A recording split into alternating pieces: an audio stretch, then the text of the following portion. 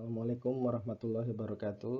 Selamat pagi dan salam sejahtera. Yang kami hormati Ibu Sekar Utami Setiastuti SEMSC PhD selaku dosen pembimbing tesis kami. Yang kami hormati Bapak Kiki Fitrianto SEMSC PhD selaku dosen penguji proposal kami pada hari ini. Pada kesempatan ini izinkan kami untuk mempresentasikan tesis kami yang berjudul Analisis Dampak Pandemi COVID-19 terhadap Inflasi Regional di Indonesia.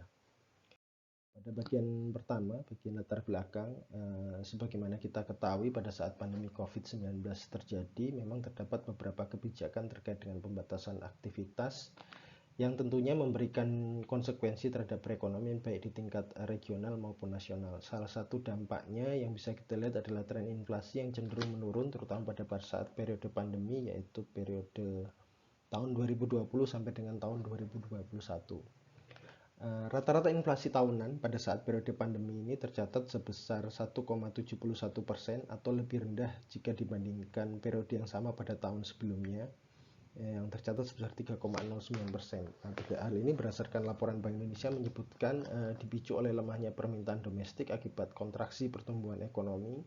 Di sisi lain, pasokan barang dan jasa relatif terjaga sehingga secara total mendorong tekanan inflasi terutama pada semester 1 2020 tercatat lebih rendah dibandingkan tren-tren sebelumnya.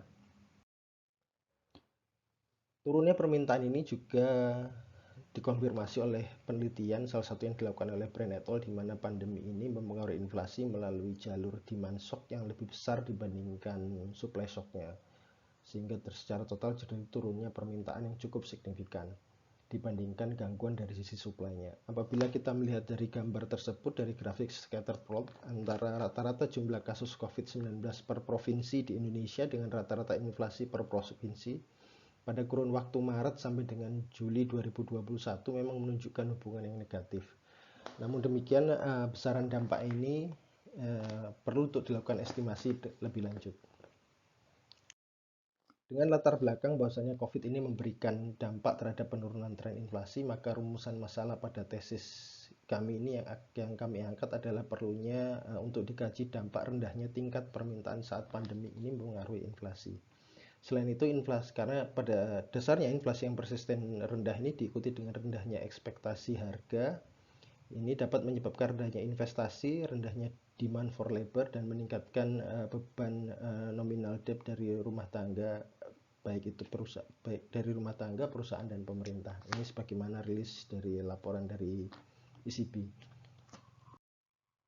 Pertanyaan penelitian yang diajukan pada proposal kami adalah apakah secara empiris terdapat dampak COVID-19 terhadap inflasi di Indonesia serta seberapa besar dampaknya. Dengan tujuan utama penelitian adalah melakukan estimasi dampak COVID-19 terhadap inflasi di Indonesia.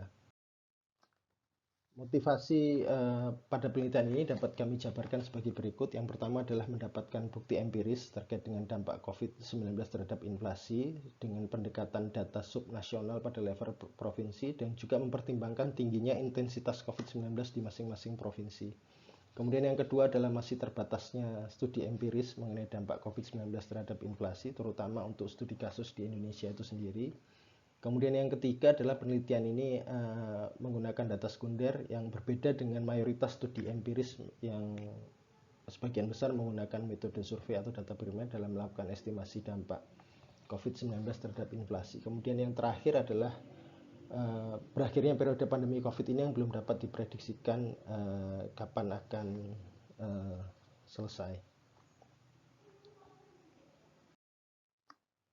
Pada bagian kontribusi penelitian kami ini, kami angkat ada dua aspek, yaitu pertama dari sisi praktis penelitian. Penelitian ini bermanfaat memberikan bukti empiris dampak COVID-19 terhadap inflasi Indonesia. Sementara dari sisi teoritis, penelitian bermanfaat dalam pengembangan keilmuan, khususnya untuk mengestimasi dampak adanya shock yang berakibat turunnya permintaan dalam mempengaruhi inflasi di Indonesia. Dari sisi novelty penelitian yang kami angkat ada dua aspek. Yang pertama adalah terkait penggunaan data, di mana dari sisi penggunaan data ini, penelitian ini menggunakan data sekunder yang relatif berbeda dengan mayoritas penelitian sebelumnya yang sebagian besar menggunakan data primer melalui metode survei kepada pelaku usaha ataupun rumah tangga. Kemudian yang kedua adalah dari sisi penggunaan variabel. Variabel interest pada penelitian ini adalah variabel COVID-19. Ini menggunakan jumlah kasus positif COVID per 1000 penduduk yang merupakan ukuran untuk menggambarkan tingkat keparahan atau intensitas yang berbeda pada masing-masing provinsi. Kemudian aspek yang kedua, novelty yang kedua adalah penggunaan variabel kontrol. Yang kami pilih ini merupakan variabel yang secara teoritis dan empiris berpengaruh terhadap variabel dependen, yaitu inflasi itu sendiri. Pada dasarnya selain itu, pemilihan variabel ini juga mempertimbangkan ketersediaan dan kesesuaian frekuensi data dengan penelitian, di mana penelitian ini menggunakan data triwulan. Dari sisi teori terkait inflasi, kita mengenal 3 teori utama, yaitu teori kuantitas uang yang menyatakan inflasi ini erat kaitannya dengan jumlah uang yang beredar dan ekspektasi terhadap kenaikan harga barang. Yang kedua adalah teori Keynes yang menggambarkan keadaan masyarakat di mana permintaan terhadap barang dan jasa ini melebihi jumlah barang dan jasa tersedia sehingga timbul yang disebut sebagai inflationary gap. Yang terakhir adalah teori strukturalis yang merupakan teori yang menjelaskan faktor jangka panjang yang dapat mengakibatkan terjadinya inflasi dikarenakan adanya infleksibilitas dalam struktur perekonomian. Kemudian dari sisi sumber tekanan inflasi itu sendiri, menurut Menkyu terdapat dua, yaitu demand pull inflation dan cost push inflation. Dari sisi demand pull inflation ini merupakan faktor penyebab inflasi yang timbul karena permintaan masyarakat yang tinggi terhadap barang dan jasa itu sendiri. Sementara dari sisi cost push inflation ini merupakan inflasi akibat kenaikan biaya produksi pada level perusahaan.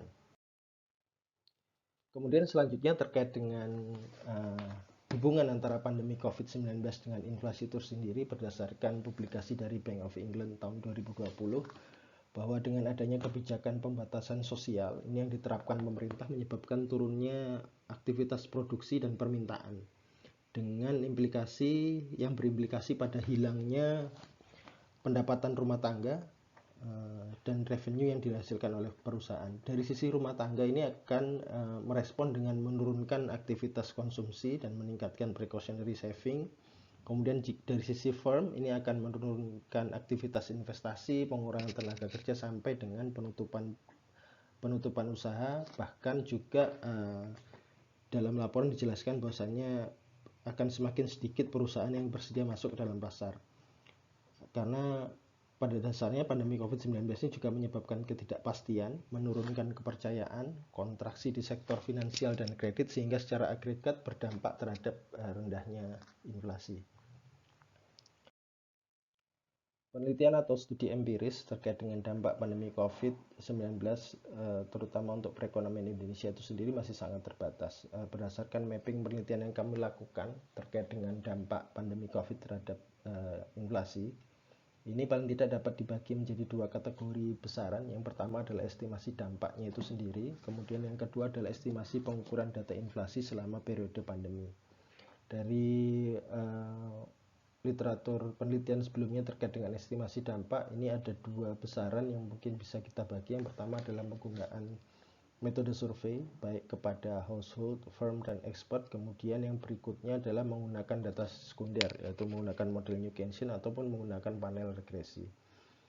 Kalau dari sisi yang berikutnya, ini yang estimasi pengukuran data inflasi selama periode pandemi ini menggunakan data sekunder, di mana pada penelitian tersebut ini melakukan estimasi perhitungan inflasi dengan COVID Consumption Basket atau bobot penimbang berdasarkan komoditi yang terkena dampak pandemi paling besar.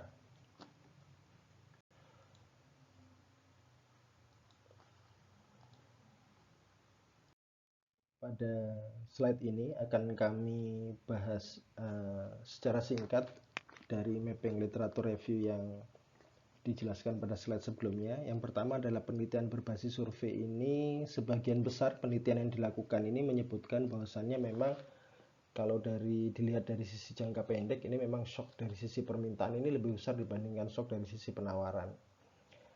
Pada prinsipnya shock pada permintaan agregat ini akan memiliki dampak yang positif terhadap inflasi atau searah, sedangkan jika shocknya itu dari sisi penawaran, maka akan memiliki dampak yang negatif terhadap inflasi atau berlawanan arah. Kemudian yang penelitian yang kedua terkait dengan penelitian berbasis data sekunder. Ini yang dilakukan oleh Fahri dan Bagi 2021 ini dengan memperhitungkan pandemi COVID-19 sebagai shock pada permintaan dan penawaran agregat. Ini memang menunjukkan memiliki dampak pada turunnya inflasi selama periode pandemi. Kemudian penelitian yang dilakukan oleh Chen mengenai dampak pandemi COVID-19 terhadap transaksi aktivitas konsumsi di Cina ini menunjukkan penurunan yang signifikan pada saat periode pandemi. Untuk kasus Indonesia sendiri memang terdapat rujukan penelitian untuk melakukan estimasi terkait dengan dampak pandemi COVID-19 terhadap inflasi untuk kasus Indonesia, di mana penelitian yang dilakukan oleh Priyadi dan Rahmayani tahun 2021 memang kesimpulannya memang menunjukkan dampak yang negatif pandemi COVID-19 terhadap inflasi di Indonesia. Terkait dengan kelompok penelitian yang selanjutnya itu menggunakan yaitu yang melakukan estimasi pengukuran data inflasi selama periode pandemi ini dilakukan oleh Reisdorf tahun 2020 memang menunjukkan bahwasannya memang terdapat perubahan pola konsumsi selama periode pandemi, di mana konsumsi makanan, alkohol, perumahan dan komunikasi ini mengalami kenaikan. Sementara untuk kelompok komoditas pakaian, transportasi dan rekreasi ini memang mengalami penurunan.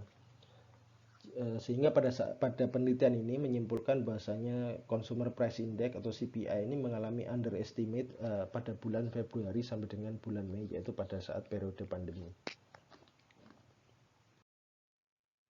Berdasarkan tinjauan pustaka dan beberapa referensi penelitian sebelumnya, maka hipotesis pada penelitian ini bahwasanya diduga pandemi COVID-19 yang diproksi dengan jumlah kasus positif COVID-19 per 1000 penduduk ini berpengaruh signifikan terhadap inflasi. Metodologi penelitian yang kami gunakan adalah model estimasi data panel dengan penggunaan variabel yang merujuk pada penelitian dilakukan oleh Brojonegoro, Ridwan, dan Purwono. Kemudian dengan objek penelitian meliputi 34 provinsi pada periode 2011 kuartal pertama sampai dengan 2021 kuartal ketiga, dengan sumber data kami ambil dari BPS, Bank Indonesia, dan Kementerian Kesehatan. Kemudian pada desain penelitian, jadi model regresi data panel yang nanti akan kami lakukan adalah ada 3 besaran. Yang pertama adalah model full sampel 34 provinsi. Jadi model regresi data panel dari seluruh provinsi ada di Indonesia. Kemudian yang model kedua yaitu adalah model regresi data panel per kawasan, di mana membagi ke 34 provinsi tersebut ke dalam kawasan Indonesia Barat dan kawasan Indonesia Timur sebagaimana mengacu kepada RPJMN. Kemudian yang ketiga adalah model regresi data panel dengan memisahkan antara provinsi yang memiliki rata-rata inflasi di bawah nasional dengan provinsi yang memiliki rata-rata inflasi di atas nasional. Hal ini didasari adalah adanya perbedaan karakteristik antara provinsi serta tujuan kami untuk melihat konsistensi hasil estimasi yang dilakukan pada model yang pertama, model di mana seluruh provinsi atau 34 provinsi. Adapun spesifikasi model ini merujuk pada penelitian yang kami sebutkan pada slide sebelumnya. Ini menggunakan panel fixed effect, di mana INF ini merupakan inflasi region I pada periode T. Kemudian variabel interest kami adalah COVID ini merupakan yang diukur menggunakan formula jumlah kasus positif COVID pada periode T dibagi dengan jumlah penduduk pada provinsi I dikalikan 1000. Adapun variabel kontrol yang kami gunakan pada penelitian ini adalah tingkat suku bunga, pertumbuhan ekonomi, jumlah uang beredar, yang diproksikan oleh 2 indikator yaitu pertumbuhan kredit dan pertumbuhan DPK, kemudian derajat keterbukaan perdagangan. Berikut kami sampaikan definisi operasional variabel yang kami gunakan, di mana inflasi provinsi yang kami gunakan adalah inflasi tahunan YoY pada tingkat provinsi. Kemudian COVID sebagaimana yang kami jelaskan sebelumnya, ini merupakan jumlah kasus positif COVID per 1000 penduduk secara kuartalan. Kemudian pertumbuhan ekonomi ini menggunakan pertumbuhan ekonomi YoY yang dihitung berdasarkan PDRB harga konstan. Kemudian proksi jumlah uang beredar ini ada 2. Yang pertama adalah pertumbuhan DPK berdasarkan lokasi bank pelapor yang ada di masing-masing provinsi. Kemudian pertumbuhan kredit perbankan ini berdasarkan lokasi proyek. Yang berikutnya suku bunga adalah policy rate Bank Indonesia yang merupakan BI 70 repo rate. Kemudian yang terakhir adalah derajat keterbukaan perdagangan, ini merupakan rasio ekspor dan impor barang dan jasa seluar negeri terhadap PDRB di masing-masing provinsi. Kemudian terdapat beberapa asumsi yang melatar belakangi mengapa kami mengusulkan menggunakan panel fixed effect.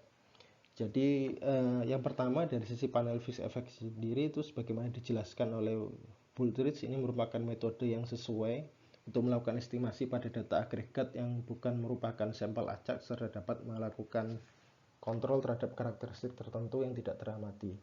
Kemudian dari sisi variabel interest yang kami gunakan terkait dengan COVID-19 itu sendiri, pada dasarnya diasumsikan variabel tersebut merupakan variabel eksogen, di mana ada artikel yang ditulis oleh Danielson tahun 2020 yang menyatakan bahwasannya variabel COVID ini merupakan shock yang eksogen. Kemudian asumsi berikutnya tidak ada simultaneity atau hubungan dua arah antara COVID dengan inflasi.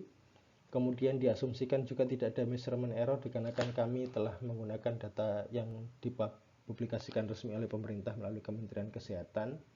Kemudian di dalam model kami juga mengasumsikan adanya omitted variable yang sudah dikontrol dengan penggunaan time fixed effect dan region fixed effect. Kemudian unobserved yang pada model ini, yang pertama adalah terkait dengan region fixed effect. Itu merupakan unobserved effect yang tidak berubah dari waktu ke waktu. Misalkan pola konsumsi yang antar provinsi mungkin bisa berbeda tergantung dengan karakteristik provinsi masing-masing, tidak kita observasi dalam model. Kemudian yang berikutnya kami juga menggunakan time fixed effect, di mana ini merupakan unobserved effect yang bervariasi antar waktu namun relatif tetap antar region. Hal ini mungkin misalnya terkait dengan kebijakan terkait perekonomian daerah yang bisa berbeda antar tiap-tiap provinsi. Kemudian bagian berikutnya terkait dengan sensitivity analysis, kami menggunakan dua alternatif model, yaitu model tanpa lag dengan model menggunakan lag. Kemudian sebagaimana yang kami jelaskan sebelumnya, pada model ini juga menggunakan dua alternatif proksi jumlah uang beredar yang berbeda, yaitu menggunakan pertumbuhan kredit berdasarkan lokasi proyek dan pertumbuhan DPK berdasarkan lokasi bank pelapor. Demikian presentasi proposal penelitian dari kami. Atas perhatian Bapak dan Ibu kami ucapkan terima kasih. Kami mohon masukan dan saran Bapak, Ibu, dan rekan sekalian untuk penyempurnaan riset ini ke depan. Terima kasih. Assalamualaikum warahmatullahi wabarakatuh.